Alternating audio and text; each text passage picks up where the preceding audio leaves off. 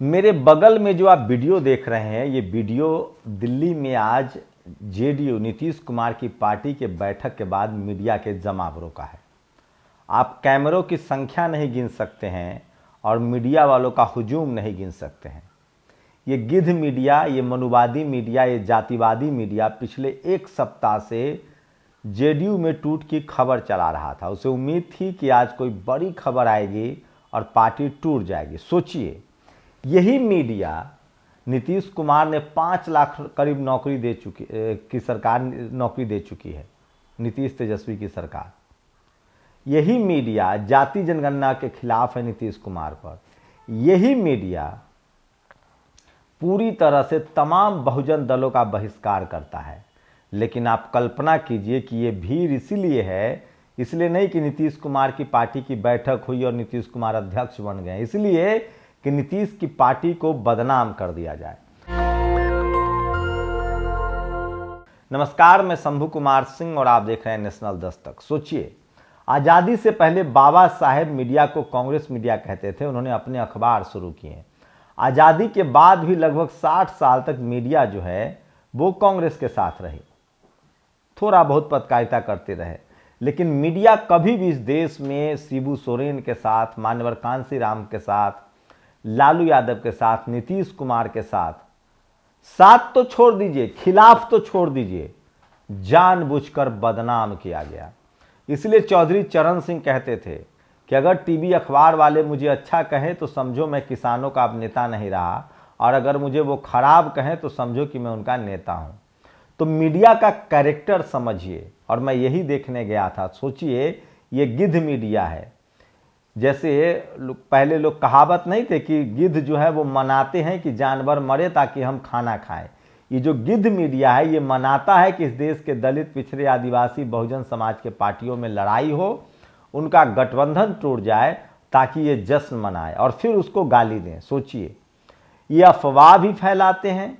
अफवाह अगर सफल हो जाए तो उस पर ये ताना भी मारते हैं, ये आपके नेताओं को बदनाम भी करते हैं। लेकिन सोचिए, ये गिद्ध मीडिया कभी भी आपके मुद्दों को नहीं दिखाएगा।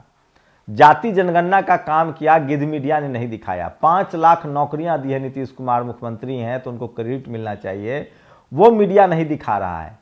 ये मीडिया जातिवाद के खिलाफ सवाल नहीं पूछता। और सोचिए, इस मीडिया की लड़ाई, ये तो अच्छा हुआ कम से कम ललन सिंह ने 2 दिन कल कहा कि मुझे पता है आप लोग की नैरेटिव बीजेपी दफ्तर से सेट की जाती है। लेकिन सोचिए, ये मीडिया सवाल क्या पूछ रहा था कि आपके इंडिया गठबंधन के डीएमके के नेता ने कहा है कि बिहारी टॉयलेट साफ करते हैं, कहा कि नहीं, कहा नहीं पता, तमिल पता नहीं इन लोगों को कैसे समझ में आता है।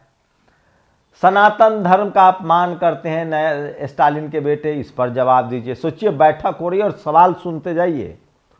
सनातन धर्म के नाम पर आप क्या करेंगे? नीतीश कुमार राम मंदिर में जाएंगे कि नहीं? ये मीडिया ये नहीं पूछती है कि आपने 5 लाख नौकरियां कैसे दे दी, 10 लाख नौकरियां कैसे देंगे, आपने जाति जनगणना कराई है उससे क्या फायदा होगा, आपने 4 लाख टीचरों को परमानेंट कर दिया। हिंदू मुस्लिम के अलावा ये मीडिया कोई सवाल नहीं करता। और सबसे बड़ा सवाल, क्या ये हुजूम नरेंद्र मोदी से, बीजेपी के मुख्यमंत्री से, बीजेपी से सवाल पूछ सकता है? तो मैं इसीलिए कह रहा हूं, इस देश का जो मनु मीडिया है, इस देश का जो टीवी अखबार है, वो इस देश के बहुजन समाज के खिलाफ है। और सोचिए, इस देश की मीडिया ने कैसे, नीतीश कुमार की पार्टी की जो बदनामी होनी थी हो गई। ललन सिंह ने इस्तीफा दिया है, नीतीश कुमार अध्यक्ष बने हैं, खबर ये है। लेकिन सोचिए, 3-4 दिनों से कितना, लेकिन वो तो चलिए शुक्र है। आप कल्पना कीजिए कि ललन सिंह तो भूमिहार समाज से हैं, उनका तो ऐसे भी एक वोट उनके समाज का जेडीयू को मिलना नहीं है। लेकिन आप कल्पना कीजिए कि अगर यही मांझी जी अध्यक्ष होते, कोई दलित, पिछड़ा, आदिवासी, मुसलमान अध्यक्ष होता, कोई किसान जाति का अध्यक्ष होता जेडीयू का, तो उस कम्युनिटी का वोट तो बिगड़ गया होता। ललन सिंह तो एक वोट दिला नहीं सकते हैं, उनके अध्यक्ष रहें न रहें क्या फर्क पड़ता है। लेकिन इसी तरह से अगर कोई गैर सवर्ण अध्यक्ष होता जेडीयू का और उसको लेकर इतना विवाद खड़ा होता, तो जेडीयू का एक बड़ा, जेडीयू को डैमेज होता।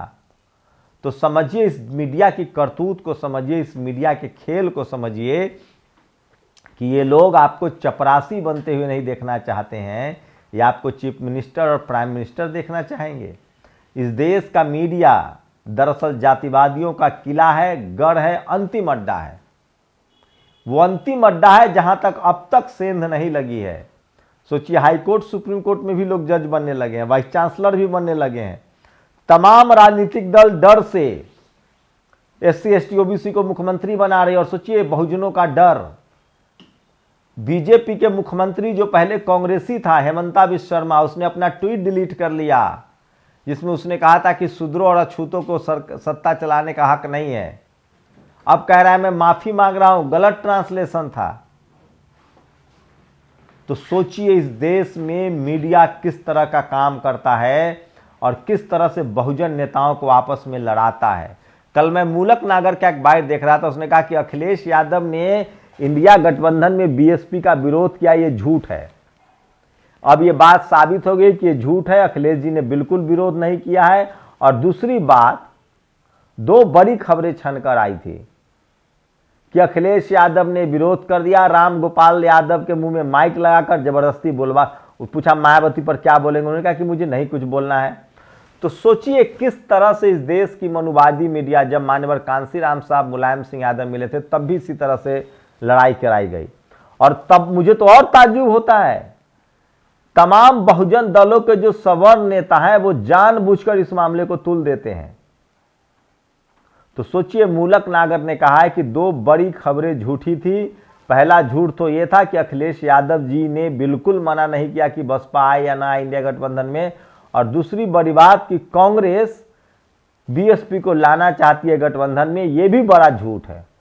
नीतीश कुमार ही वो शख्स है जो इंडिया गठबंधन को एकजुट कर रहे हैं, लेकिन तमाम दलों के सवर्ण नेता नहीं चाहते हैं कि इंडिया गठबंधन बने, और अगर बने भी तो कोई दलित, पिछड़ा, आदिवासी, अल्पसंख्यक प्रधानमंत्री कैंडिडेट घोषित हो, और कम से कम सोशल जस्टिस वाला तो कोई ना हो। सोचिए, अंग्रेजों के जाने के बाद पहला जाति जनगणना कराने का क्रेडिट RJD JDU सरकार को जाता है। नीतीश कुमार मुख्यमंत्री हैं, डिप्टी CM तेजस्वी यादव है।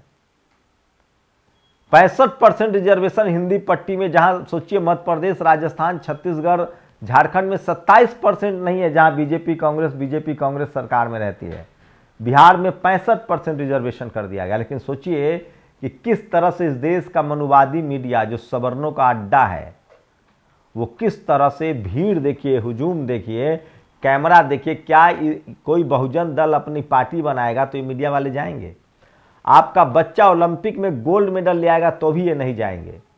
सोचिए, सूर्य कुमार यादव कप्तान बना T20 का तो भी ये हुजूम नहीं गया, महिला खिलाड़ियों का समर्थन नहीं किया। ये जो मनुवादी मीडिया है, ये सिर्फ आपके बहुजन नेताओं को बदनाम करता है, उनकी पार्टी को तोड़ता है, और उनको सोशल मीडिया के जरिए घर घर में बदनाम करता है।